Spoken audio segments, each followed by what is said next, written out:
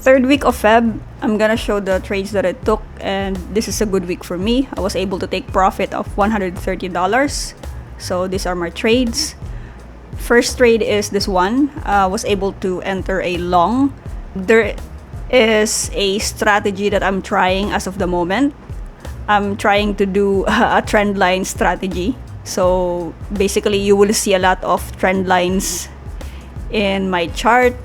So let's take a look at the first one. I entered along here on this part. As you can see, I was able to draw a trend line, and the reason why nag-enter ako ng long dito sa part na to is because this is on Monday, February 16. We can see that the current trend is a downtrend.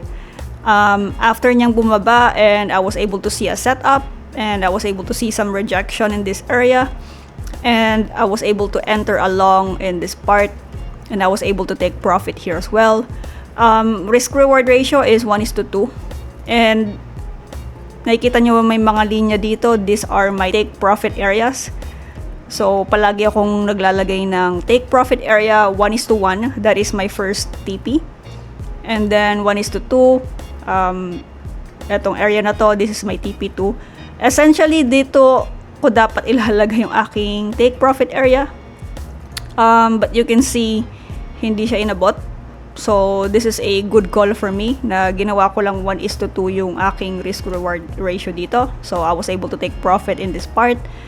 So, this is a good trade. Second trade is this one. So, basically, same concept lang siya ng entry ko in a previous trade. So, downtrend siya, and then nag-reverse na siya pataas. I was able to take profit here, although this is only 1:1 risk-reward ratio, but still, this is a good trade for me. And, again, same scenario lang siya sa previous trade ko. After niya mag-downtrend, I saw a setup, I saw some rejection, so that's why nag-enter ako ng long in this part. So, I was able to take profit here as well. Siguro kung tinaasan ko pa ng siguro 1:2 yung risk-reward ratio ko dito, it's much better, but I think this is fine because I'm kind of conservative in this trade as well. So, kaya ginawa ko lang 1:1 yung risk-reward ratio ko dito. Next trade is this one. So, basically, wala ako sanang loss for this week. As you can see, nag-enter ako ng long dito, and hindi ko alam kung bakit kinlose ko itong part na to. Maybe because I am afraid to take a loss. So, kaya ako siguro kinlose itong area na to. Dito sa area na to. But then again, yung loss ko dito, I think it's around just $11 lang, I think. Hindi ko na maalala, pero I will post the screenshot later. And after no, nag-re-enter ako dito. Kasi nga, again, I was just simply following the trend in this part.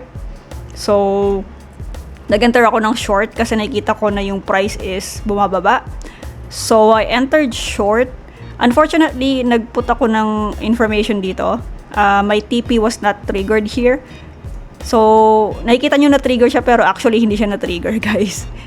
So, nung hindi siya na trigger, kinlose ko yung trade ko nung dito sa part na to. I think dito sa part na to or dito sa part na to. Kasi, yun nga, hindi nga kasi siya inabot. Kaya kinlose ko yung trade ko. So, basically, hindi nakuha yung lahat ng TP area ko dito. But it's fine. Because, again, konting loss lang naman dito sa kabila, and ito, kahit papano, meron pa rin akong win dito sa part na to. Another trade is this one. So, this is an uptrend. So, naglagay ako ng trend line dito. So, I just simply follow the trend. Again, trend is your friend, diba? So, basically, nag-enter ako ng long dito sa part na to. And then, after ilang minutes lang, I was able to take profit. So, this is also a good trade for me. Although, I think, siguro kung tinaasan ko siya 1:3.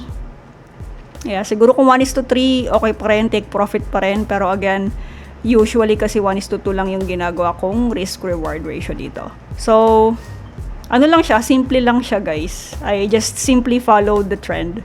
So, pagka pullback niya ganyan, and then pagka pullback niya, and then pagka basag niya dito sa candlestick na to, I was able to enter along, and then ayun nga, nakapag take profit ako. And then ito yung last part. Actually hindi ako nag-enter dito. I was able to saw a setup but I did not enter. So again, like I said guys, nagtatry kasi ako ng trend line strategy. So nagto-Tory trades tayo, nagtatry tayo ng Tory trades. I was trying to do a trend line strategy.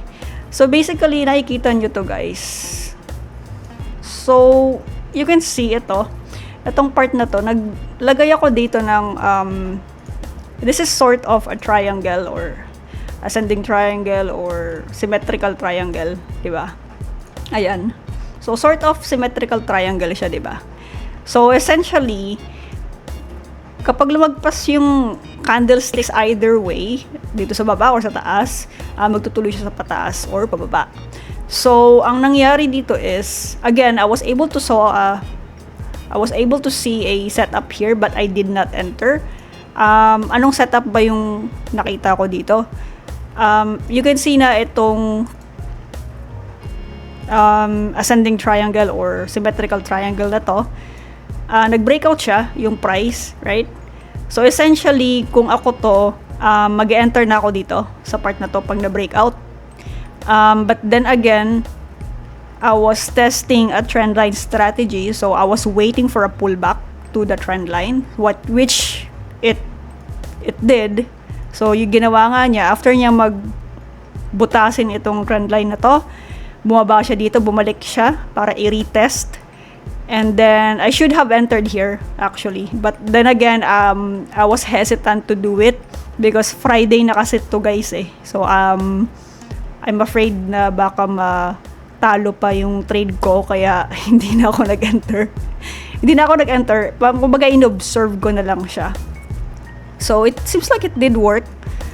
You can see naman, di ba? So, lumagpas yung price dito, binutas niya, and then bumalik siya, ni-retest niya. And then, if ikaw is, again, if you're a trend line trader, you would have entered here. And then, you would have caught this move, itong move na to. So, again, di pa rin ako nag-enter kasi nga ayoko nang matalo. So, I was securing my profit for this week. So, I think it's fine. So, yun lang yung mga trades ko for this week. Again, it was a good week for me. So, hindi ko ni-rush yung aking mga entries. And I was a little bit of conservative for this week as well. This week, I was able to take profit, like I said, $130. So, I only took 7 trade, guys. 6 wins and then 1 loss. 1 loss is yung kanina, yung pag-enter ko at kinlose ko kaagad kasi nga akala ko mali yung entry ko. But anyway, it was a good trade. So, $130 for this week. So, ayun, hopefully na mas marami pa akong profits for next week. So, yun lang muna for this week, guys. Thank you.